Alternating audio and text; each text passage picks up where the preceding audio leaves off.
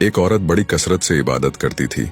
जब इसका इंतकाल होने लगा तो उसने अपना सर आसमान की तरफ उठाया और कहा, जिस पर जिंदगी मौत पर भरोसा है, मुझे मरते वक्त रुस्वा ना करना और कब्र में मुझे खौफ में ना रखना।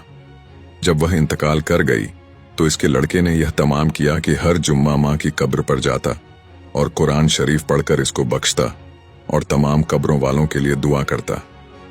एक दिन लड़के ने अपनी माँ को ख्वाब में देखा और इससे पूछा, अम्मी जान आप कैसी हैं?